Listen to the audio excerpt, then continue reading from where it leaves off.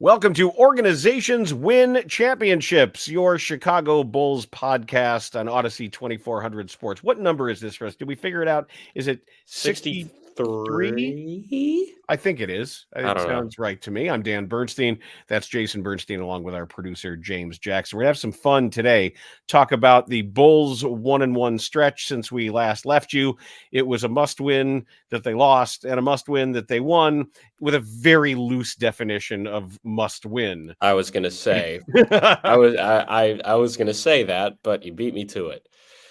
Must win in what context, shall we say? For the play-in? Or beyond. I'm holding them to their standard. Last year, being competitive. Yes, last year their standard was tough out. This year their standard is being competitive and or getting above 500. I think the loss to Orlando was garbage, especially coming right out like we're competitive. This roster's good. We don't have to make any trades. You got to go down there and beat them. You have to go down there, and even though their matchups against them, for whatever reason, they just have not, even before Banchero, they haven't seemed to match up well. That was kind of gross to drop that one. Yeah, and Jonathan Isaac came off the bench and really impacted the game, especially defensively. He had 12 rebounds and 3 blocks and a +10 in only 25 minutes. I mean, for somebody to come off the bench and make that much of a defensive impact, it makes a difference. And we look at another Florida State forward who is not playing right now, and it just seems like every other one of their guys that is in the league, whether it be Isaac, Devin Vassell, and obviously Scotty Barnes. It's just frustrating knowing that the Bulls have one of Leonard Williams' guys, and he just isn't as good. Leave it to them to get the wrong Florida State guy, right? Somehow they catch a trick, right? And he's not even bad. It's just everybody else is better and at least more aggressive, because Williams might be the most talented out of all of the guys, yet he's still the worst, which is weird. But somehow the Bulls managed to mess it up. Dosunmu played well, made 7 of 12 shots, including 5 of 8 from 3-point range. I didn't necessarily like at the end that they brought an extra defender over that where you don't necessarily need it, and it starts screwing things up. Kobe was only 2 of 11 from 3-point range. Vucevic, 1 of 7. DeRozan, 1 of 4. Make more threes. Please. Make more of them. 12 isn't enough for an NBA team. They're just not scoring enough points, in large part because they're not making enough threes. I mean, Orlando only made 13, but it's more than 12. Feels like every single game they play, they always hit fewer threes than the opponent, no matter who they play, and take significantly less. No, I've always liked Franz Wagner. I know. He's so tough. They have a very difficult time matching up with him, and he ends up. Why? Because he's really good at basketball. Yeah, that's kind of the problem, is it not? I wish the Bulls had more forwards that could handle the ball and score the way he can. And then the other one, and Banchero didn't even play his best game, and he still had 19 points. It's 8 assists. I didn't even know his assist total was that high. So at least Orlando's all right. I like Orlando. Yeah, they're fun. They're better. Fun. They're better than the Bulls. They're decidedly better than the Bulls. Because but they're more talented. It's crazy what happens when you try to build a roster, either restart it or make moves in the offseason or at the deadline. Wow, something may happen when you try to get good players that fit modern NBA basketball. It's instead of having DeMar DeRozan. I love DeRozan, but he's a dinosaur. I love Vucevic, but he's not shooting well from 3 and he can't jump. I love Vucevic. Do I love Vucevic? I don't know if I love Vucevic. He's kind of annoying. I wish he could jump. Then at least in the next game, the Bulls put 4 over 20, and both Ayo Dosunmu and DeMar DeRozan have 29. A career night for Ayo Dosunmu on both ends of the floor. 12 of 18 from the field. He follows up his 5 of 8 3-point shooting game with 5 of 7 to go along with 7 assists. I mean, just a remarkable game because, as usual, he's Trae Young kryptonite. Ayo is now 7-2 against Trae Young. And Trae Young he shot 3 of 14, only 2 of 10 from 3-point range, and was a game. I mean, he still had 14 assists, but he did, but he was a minus 14 in the game. And I'll say that Atlanta's a terrible defensive team. Like, you better shoot like this against them. You better score enough points against them. So I'm not gonna throw any parades for a win over the Hawks. 13 of 28 from 3 is not what I'd like to see. It's not the percentage, it's just the number of attempts.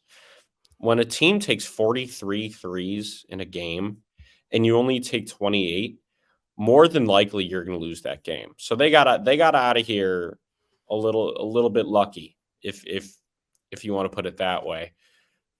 And it just, they don't shoot enough. They don't shoot enough. We usually lead off our shows by telling you what the standings are, and this has been all year. The Bulls. And I also want to say Bogdanovich. Every time. Any Bogdanovich. Every time. Any Bogdanovich. I feel like it's always Bogey or Bogdan, however you say his name. Oh, I feel Bojan like too. Anybody named by the late director Peter Bogdanovich would get 20 against the Bulls. The record is 26-28. They're 9th in the NBA East. That's just what we say all year. In offensive rating, 20th of 30. Defensive rating, 16th of 30. Net rating, 20th. They have been what they've been. And I think those two games at least serve to say they're not as good as Orlando. They're definitely better than Atlanta. They're exactly where they should be. Mid. Yeah.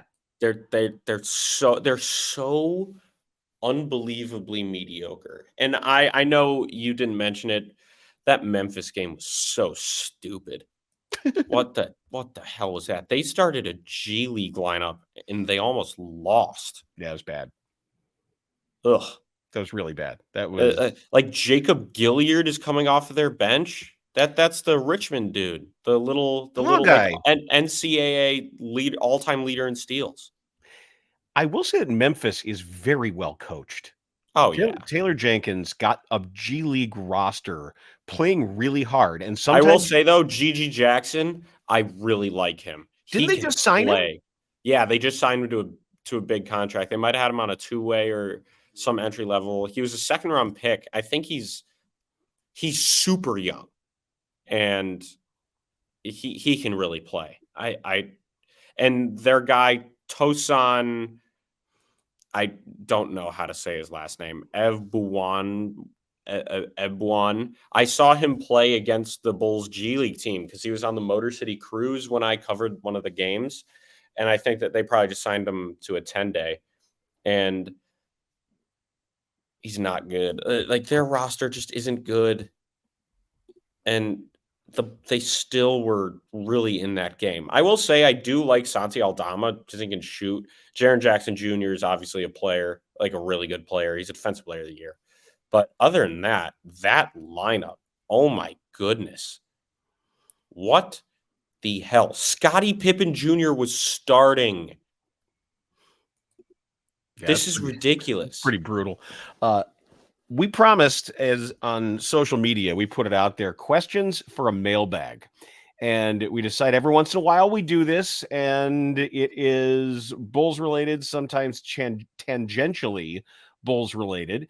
We got responses via Twitter. We got responses via Instagram. I actually had one that was emailed in. And what? Yeah, I mentioned something on the air and an email was sent in. How does somebody know your email? They know the show email from when we were on the air. Okay. So this is I'm going to start with this because this is clearly a longtime listener and a frequent listener of the Organizations Win Championships podcast. This is from Spencer, who says Bernstein's I propose a ridiculous exercise. Oh, God. It is ridiculous enough to distract you from doom spiraling for a minute or two. Okay. I want to hear you come up with a possible path to the Bulls being a top 3 team in the East in the next 3 years, as completely implausible as it may be. In this scenario, you have the same constraints the Bulls have now, but you're guaranteed amazing luck. For example, Patrick Williams is signed to a cheap extension and blossoms on that deal. Kobe White's arrow continues up, adds a couple more points and assists per game, and stays healthy. Turns out Vooch has a lingering foot thing or something that clears up, and he can be a contributing player again. He adds parenthetically, this one feels really desperate. 4, 2 years of your mid-first round draft picks hit. One's a star. So Dalen and or whoever they may pick in the next couple of year. years. And then 5, some team thinks they can fix Zach and gives you another shot at a mid-first round draft pick for him. No, even all that. The only They thing still here, suck.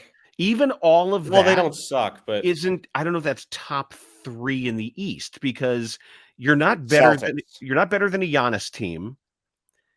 Celtics. So You're not better Boston's than number 1. right. You're not better Boston's than an going to the Embiid finals. team. I'm saying it right now. You're not better than an Embiid team, even though he's 30 now. People forget that. And you're definitely not better than Boston. And that doesn't even tell you where the Cavs are going to be. They're 16-1 over the last 17 or something. Where the Heat may be as hard as they try to always make it work. I don't know if I can do that. I don't know if I can do unless there's something just Can bizarre. we trade for Tyrese Halliburton? I forgot about him. He's in the East too, isn't he? Yeah, I like him a lot. Yeah. So a lot. Even if we say Patrick Williams blossoms, to what extent? And exactly, I was going to say, is he a fringe all-star, or is he blossom, or is he the second coming of Kawhi Leonard? That's the question to the way he blossoms. And we know he's not going to be Kawhi Leonard, and I doubt that he'll ever be a fringe all-star at this point. It's pursuant to number 4, 2 years of mid-first round draft picks hit, one's a star. How big a star? What are we talking about? Are we talking like a Donovan Mitchell style draft pick where somebody in the middle of the draft is that good? If we're talking about a Zach LaVine style draft pick, I might just leave the room. Or Devin Booker type thing. Or I mean, well, Devin Booker's really good. That's wild card. That's doing a lot of lifting. This question is very depressing, complicated, and depressing. Here's another question. Like you have to go. Yeah. You have to make it so unreasonable to the point where the Bulls could be competitive for anything meaningful within 3 years. Well, I feel like Spencer has been doing some doom spiraling of his own. I think he created this for himself more than for us. Well, thanks for the attempt, though, Spence. We appreciate it. Yeah, I think we needed we needed to see if there was any light at the end of the tunnel with this, and I don't know, man. I don't know. We're hoping for the best, as I'm sure you are, but it's tough. Matt wants to know, if the Bulls could draft anyone in the next NBA draft, who would you want them to pick? Oh, Alexander Sarr. Without question. He's the Frenchman? Yeah, he's a 7'2" Frenchman. Or not 7'2", 7 foot, 6'11". You know, modern, can do everything big man. He's not Wemby, but he's another one of these French dudes that they're manufacturing. Well, there's another one. I don't even know how it's pronounced. Zachary Risacher? No idea. 6'9", 200. He's a swing forward, also a French player. I don't know. I like Rob Dillingham a lot out of Kentucky. Yeah, I know that shifty, quick guards is not necessarily their number one priority right now, because it seems like they've found somebody for that role. Thank God. But Rob Dillingham is really interesting just because of how athletic he is at his position. and he can do a lot of things at the point guard position. When I look at the mock draft at NBADraft.net at the moment, they have the Bulls at 11 taking Filipowski, Kansas shooting guard Johnny Furphy. Johnny Furphy. I don't know who that is. I like it. I like the Kentucky shooting guard. Forgot his name. Why? Reed Shepherd? Yeah. Reed Shepherd, they have going 9th to Oklahoma City. Okay. Kyle Filipowski would be on the board. He's projected to go to Orlando at 16.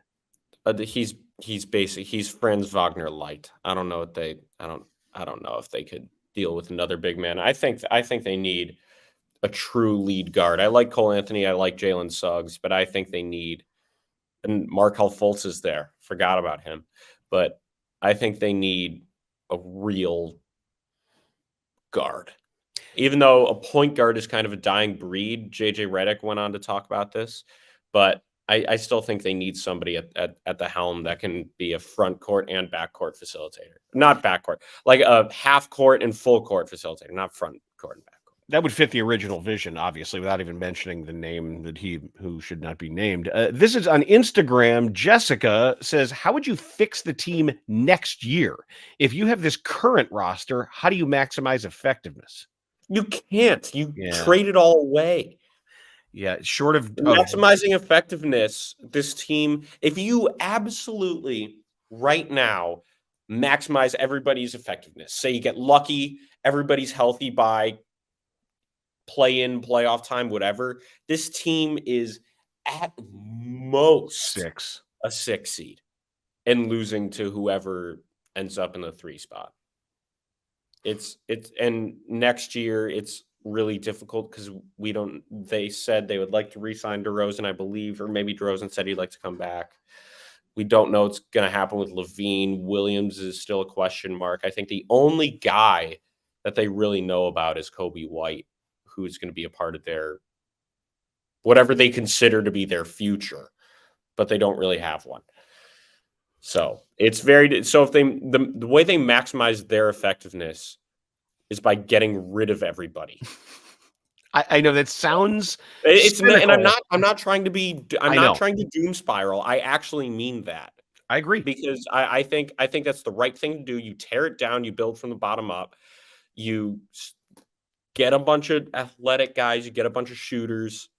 Like out of the draft or mid-level exception, whatever you can do. You have to tear it down in order to build back up.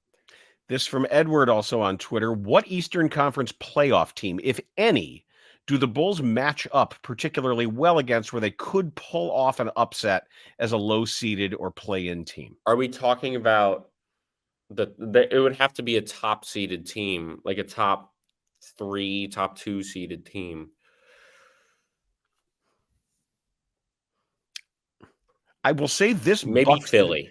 Philly. Well, this Bucks team is not as good as previous Bucks teams, but they're still considerably better than the Bulls. I would say Philly with a healthy Embiid. And in the past, they've done okay against the Celtics, but not in a real series. Right, exactly. You would steal a game. They would get absolutely destroyed by Boston. I don't think they would win, but I think they could give Philly maybe 2 games. Theoretically, I think they really match up well against that team. I think Kobe White on I think the Kobe White Tyrese Maxey matchup, it's going to be high scoring, but I think that could be worth watching. And Embiid, as good as he is, it's tough to see him going far in the playoffs because I feel like so much of his game is so scoring based and ISO ball, and he shoots a lot of mid-range jumpers. People don't realize that. He's great at it and he doesn't miss, but he shoots a lot of mid-range jumpers. And the Bulls might have a couple games where Kobe White's feeling it or somebody else is feeling it. I think that's a team that they could only really give any kind of run for their money for. Words in order. Correct.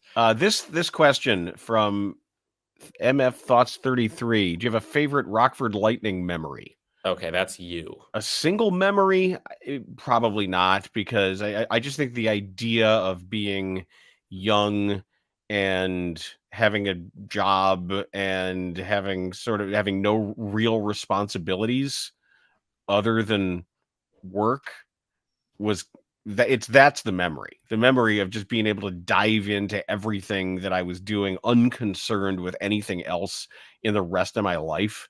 And living in a city was incredibly inexpensive in which to live. So feeling like there was nothing you couldn't do, having super inexpensive public golf, and also working with the baseball team and being around a lot of young people who were also in the media.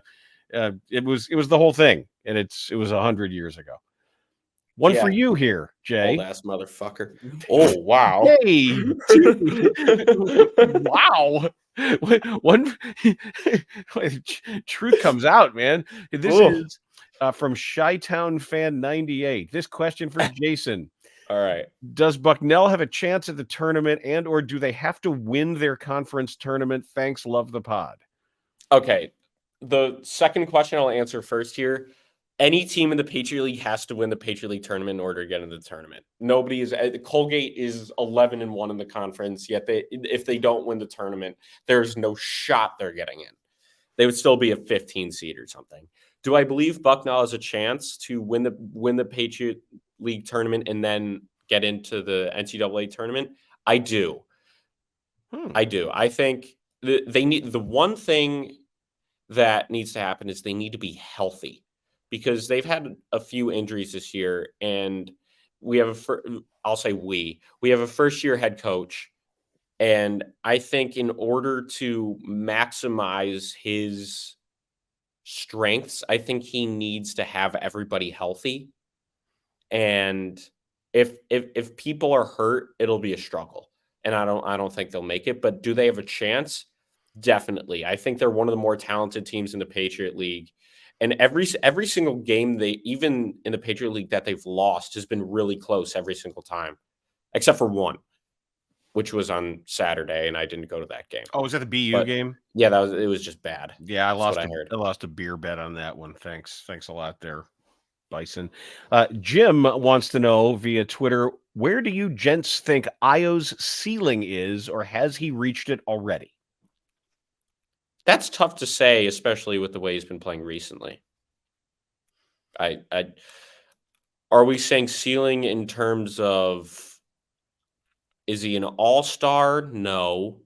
Is he a starter on a playoff team? Probably not. At like peak, tough to say. I would say he's. That's a really good question. I think he could be a rotational player on a champion. Yeah. Does that make sense? I'm trying to think of a player comp. You know how many bums are like when you see Cameron Payne on some good team playing in the playoffs. There's always somebody you're like, what is that guy? Coached. I think Io is better than a lot of randos on good teams. I think he can be a contributor. I'm trying to think of players. He's a tough comp because of his lack of athleticism. That's why I think what I'm going to say is he won't be this good. But I would say a cheaper version of Derek White, like a Derek White light, I think is what he can be. And Derek White is a fringe all-star this year, and he's been absolutely fantastic. But I don't think Io can get there. But their play styles are similar. They're not great leapers. Io's starting to shoot it pretty well now, and they're both really, really, really solid defenders. And so I think he could be a poor man's Derek White. That's my comp. This year he's shooting 41%. No, Derek. Range. Who, Io or Derek? Io. Io's 41. He's up 10% over last year, and if he keeps shooting at that rate, if he's normalizing, he's gonna be tough to keep off the floor. If he's normalizing around 40%, we're talking about something very different.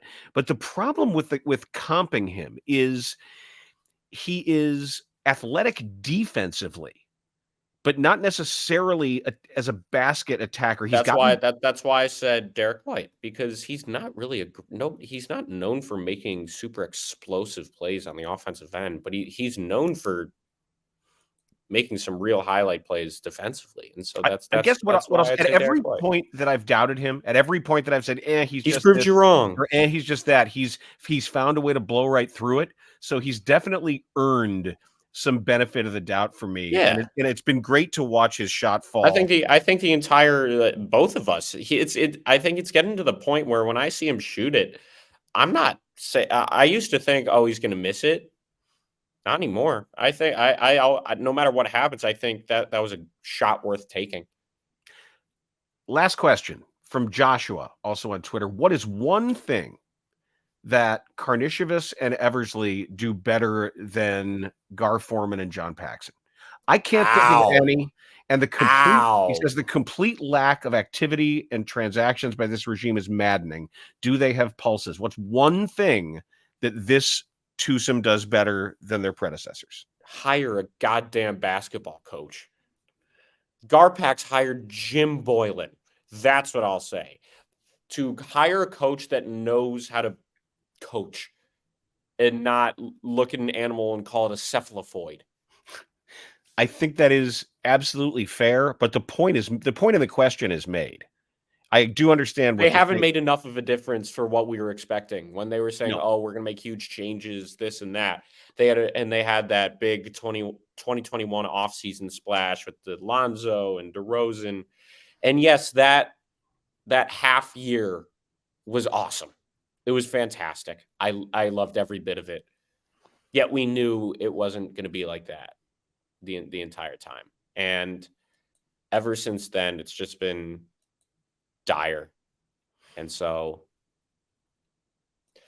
I would say that what I want them to do better and what I believed they would do better based on their history in Toronto and Denver respectively is develop.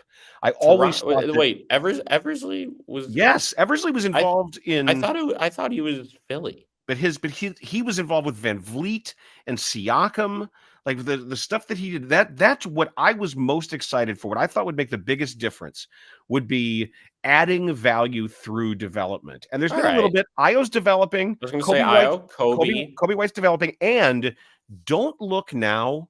And you can crap on me for this. Are you going to say Dalen? He's getting better.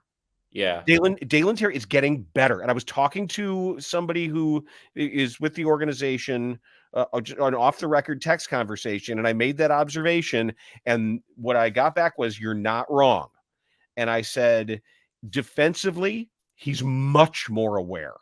In control. And he's recognizing how to vary his speed on offense a little bit. His handle has improved. So I've got him circled that I've found there's been a notable increment of development. He also looks stronger. Yeah, but I don't know what it means, but I have to acknowledge that I've seen it.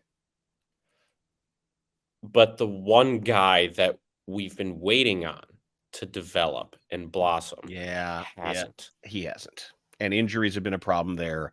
But that would be the biggest one, is unlocking whatever's left of Patrick Williams with a contract decision looming. Yep. Sucks.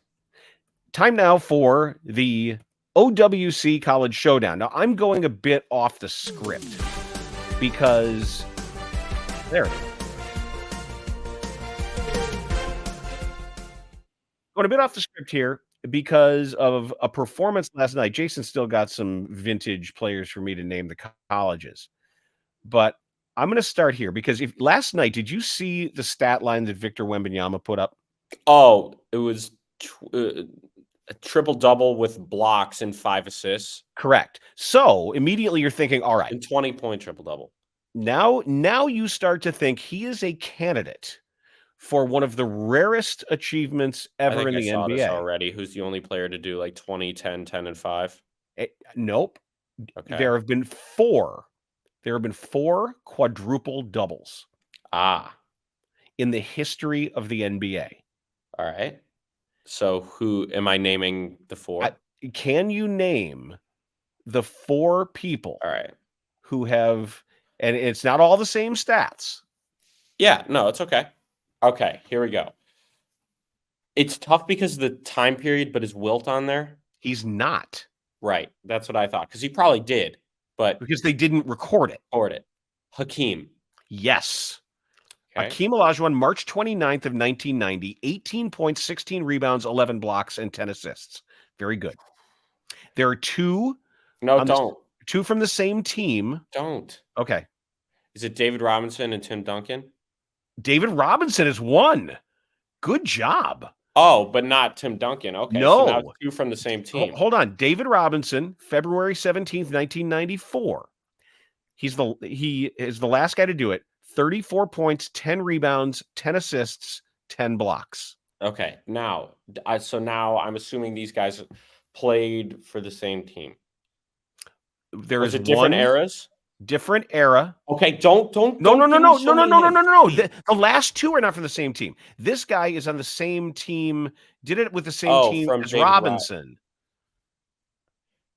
It's not Rodman, obviously. No. Is it Artis Gilmore when he was there? No, not a bad guess. He was in San Antonio, right? I'll give you a hint. George Gervin. No. Okay. George didn't want to pass the ball or do much of anything other than score. This guy did it with steals. Ooh. He had 20 points, 11 rebounds, 10 assists, 10 steals. You said David Robinson was the last person to do it. Mm-hmm. This guy did it in 1986. San Antonio. In that year, he was an all-star. He was both most improved player and defensive player of the year. It's a really underrated NBA guy for peak value. I have no clue. It's Alvin Robertson. Never would have gotten that. Okay. Alvin Robertson was the only NBA player ever to record a quadruple double that involves steals. The last name was a Bull. He did it as a Bull? Did it as a Bull. Okay. It's not. Is it Michael Jordan? No. No, because, all right. It's not Pitt? Nope. Is it Artis Gilmore, as I mentioned earlier? Nope. Is it Bob Love? It is not. Is it Jerry Sloan? It is not. Is it Rod Higgins? No, it's not. He did it in 1974. Oh, hell no, I don't know who this is. He's a Hall of Famer. But his jersey isn't retired? Nope. Because he only played 74-75 for the Bulls. He was known much more as a San Francisco / Golden State Warrior. 7-time NBA All-Star. Hall of Famer. No. Center. Okay. He's right in that second tier of all-time great centers. Okay. Big, strong. I mean, strong as an ox. I have no clue. Nate Thurmond. Oh, okay. I knew that. I would have never gotten it, but I do know who. I don't think I knew he was a Bull. Yep. Nate Thurmond in his first game for the Bulls. His very first game for the Bulls, October 18th, 1974. 22, 14, 13, and 12. That's okay. Yeah. Welcome to Chicago, Nate. Well, there you have it. So that could be the best game in Bull. Well, Michael. There's somebody there. All right, your turn. Fire away for some vintage college names.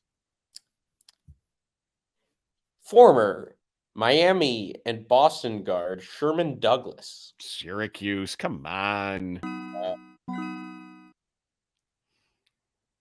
Former Bucks guard Eric Murdoch.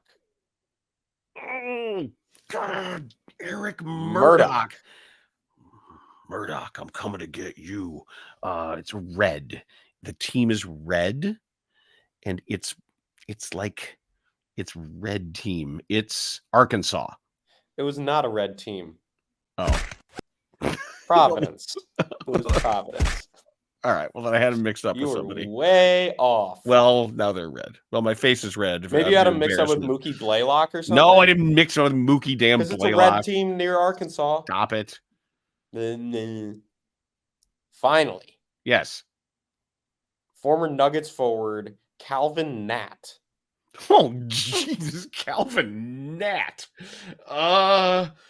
Calvin Nat. I've got no clue. Calvin Nat went to Canisius. He went to Louisiana Monroe. Okay, Calvin Nat. Thanks for that, Calvin. He averaged Nat. 17 points a game. Put some respect on his name. Come on, man. All right, well, that is going to do it. We'll hit you again at the All-Star break here on Organizations Win Championships. So what I want you to do is listen to it and download it and rate it and like it and share it. And anytime someone comes over to your house, you don't let them leave until they have listened to it and subscribed to it.